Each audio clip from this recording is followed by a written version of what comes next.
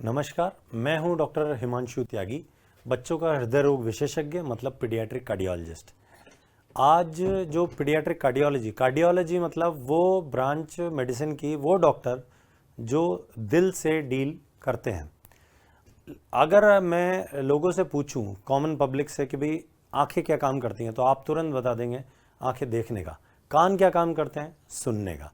लेकिन अगर मैं किसी से पूछूं कि हार्ट क्या काम करता है, तो मुझे जो जवाब मेरी ओपीडी में मिलते हैं, जब मैं पेशेंट देख के कभी कभार उनसे पूछता हूँ, तो कोई कहता है कि सांस लेने का काम करता है, कोई कहता है यही है, सारी इसी से हमारी ज़िंदगी चलती है। वो ठीक है, लेकिन कोई ये एग्जैक्टली नहीं बता पाता कि ये काम क्या करता है, एग्जैक्टली कैसे काम करता है। और हार्ट ही एक ऐसी चीज़ है जो ऐसी मोटर ऊपर वाले ने बनाई है हमारे शरीर के अंदर, जो कि जब बच्चे का मतलब जन्म से पहले, जब बच्चा बनता है अपनी माँ के गर्भ में, जब हार्ट बनता है तब से वो मोटर चलनी चालू होती है, और जब तक इंसान की मृत्यु नहीं होती तब तक वो मोटर चलती रहती है। चाहे आप सो रहे हो, जग रहे हो, वो मतलब इतना बेस्ट फ्रेंड है हमारा, वो हमें जिंदा रखता है। तो उसके बारे में आपको, अगर आप उसका ख्याल रखेंगे तो ही वो आपका ख्याल रखेगा।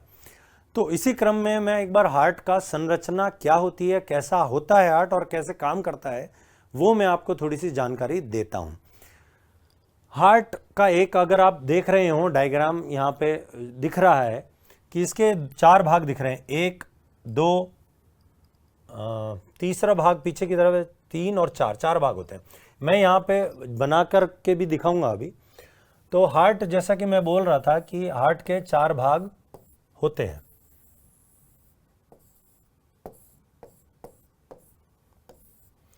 हार्ट एक मांसपेशी है, जैसे मेरी ये मसल है मांसपेशी, मांस, वैसे ही हार्ट भी एक मांसपेशी है।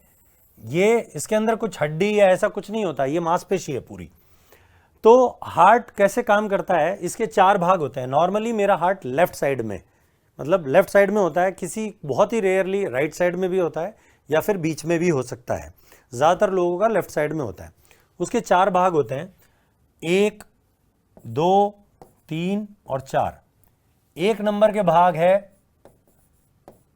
Right atrium. 2 नंबर का जो भाग है उसका नाम है राइट वेंट्रिकल।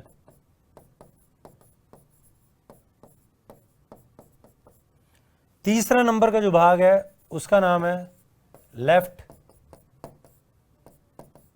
एट्रियम। चौथे नंबर का जो भाग है उसका नाम है लेफ्ट वेंट्रिकल।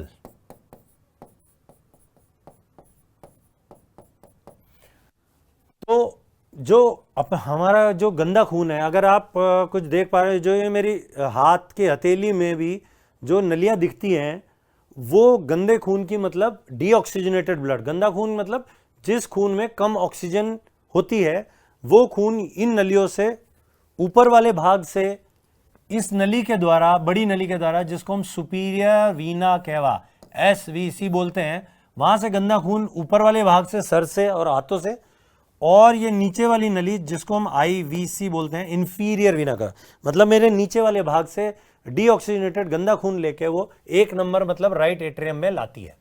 राइट एट्रियम से वो खून 2 नंबर में जाता है, जिसका नाम है right ventricle.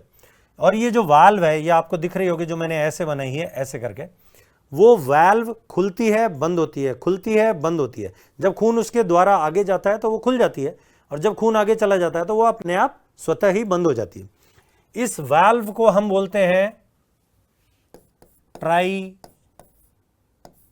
CUSPID P tricuspid valve. इस वाल्व के द्वारा ये खून 2 नंबर में जाता है। 2 नंबर से एक नली निकलती है जो इस डीऑक्सीजनेटेड मतलब कम ऑक्सीजन वाले खून को लेकर मेरे फेफड़ों में जाती है। ये नली, इसका नाम, इस नली का नाम होता है पल्मोनरी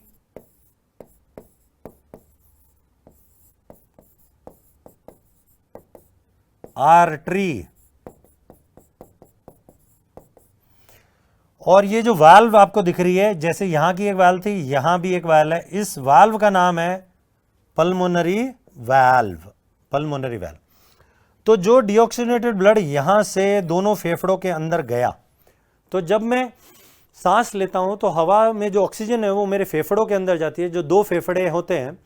तो वहाँ पे जब हार्ट के द्वारा भेजा गया, 2 नंबर के द्वारा भेजा गया गंदा खून, मतलब डीऑक्सीजनेटेड ब्लड यहाँ पे जाता है, तो ऑक्सीजन से वो मिक्स हो जाता है और वो खून जो है वो ऑक्सीजनेटेड हो जाता है, वो 100% ऑक्सीजन वाला बन जाता है।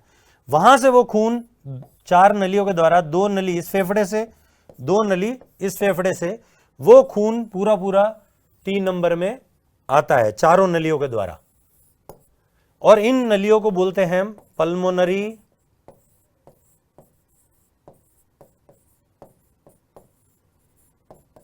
Veins, VEINS। अब पल्मोनरी वेन यही एक ऐसी वेन होती है शरीर में जो अच्छा खून लेके जाती है, ऑक्सीजनेटेड खून लेके आ जाती है।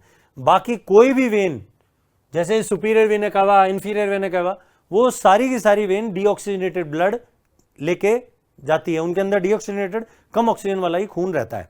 उसी प्रकार यही एक आर्टरी है, पल्मोनरी आर्टरी, जो ये वाली है नली, वो ही एक आर्टरी है पूरे शरीर में जो डीऑक्सीजनेटेड ब्लड लेके, मतलब उसके अंदर रहता है। बाकी सारी जितनी भी आर्टरीज हैं उसके अंदर ऑक्सीजनेटेड ही खून, मतलब अच्छा खून ही रहता है। तो अब ये खून आ गया 3 नंबर में, जिसमें लेफ्ट एट्रियम में आ गया ये ऑक्सीजनेटेड ब्लड। वहां से ये खून जाता है 4 नंबर में, और ये जो वाल्व है, एक और वाल्व आपको दिख रही है, इस वाल्व को हम बोलते हैं माइट्रल वाल्व। इस वाल्व का भी काम यही होता है कि जब खून इसके द्वारा 3 से 4, मतलब लेफ्ट एट्रियम से लेफ्ट वेंट्रिकल में जा रहा है, जब खुल जाए, और जब लेफ्ट वेंट्रिकल में खून पहुंच गया तब ये अपने आप बंद हो जाए। तो जब ये 4 नंबर, मतलब लेफ्ट वेंट्रिकल में खून चला जाता है, अब ये मेरे पूरे शरीर की मोटर है।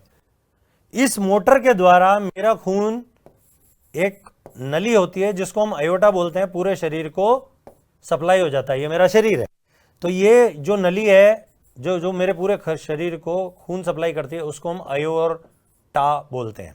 जब ये अच्छा खून, और ये जो एक वाल्व यहाँ पे भी होती है, इस वाल्व को, क्योंकि इसका नाम, नली का नाम अयोटा है, तो इसी के नाम पे अयोटिक वाल्व पड़ गया, अयोटिक, AORTIC वाल्व। तो इसके द्वारा खून चला जाता है शरीर में। शरीर, जो भी मैं काम करता हूं, जो मैं हाथ हिलाता हूं, बोलता हूं, चलता हूं, तो मेरे पूरे शरीर को ऑक्सीजन की जरूरत पड़ती है। तो उस अच्छे खून, मतलब ऑक्सीजनेटेड जो ब्लड होता है, उसमें से मतलब मेरा शरीर ऑक्सीजन निकाल लेता है, वापस से वो डीऑक्सीजनेटेड कम ऑक्सीजन वाला हो जाता है, और वापस से शरीर के द्वारा वो 1 नंबर में वापस आ जाता है। तो ऐसे करके साइकिल खून की चलती रहती है।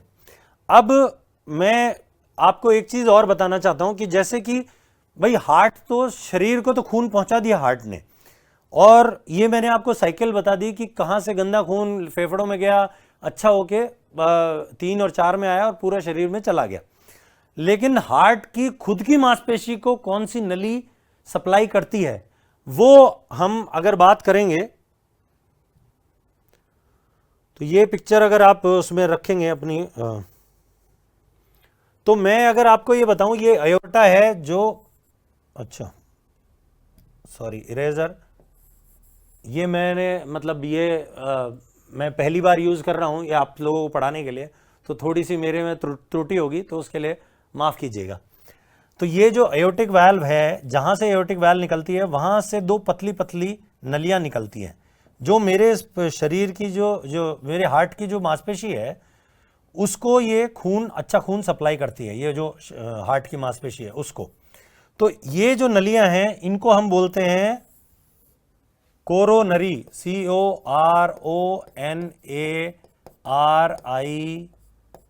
CORONARIES, कोरोनरीज।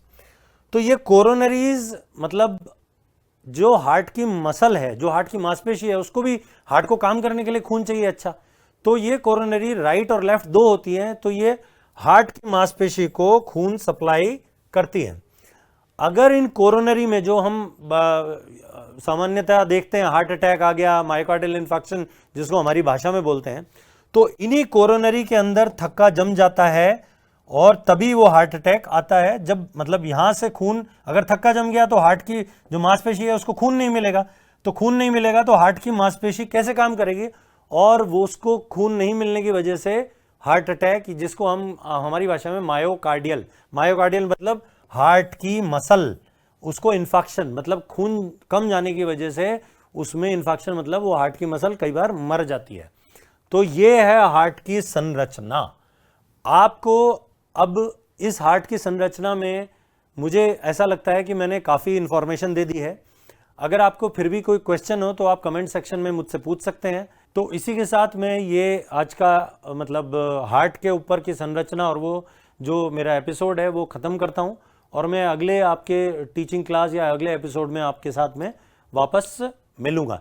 तब तक के लिए धन्यवाद, नमस्कार।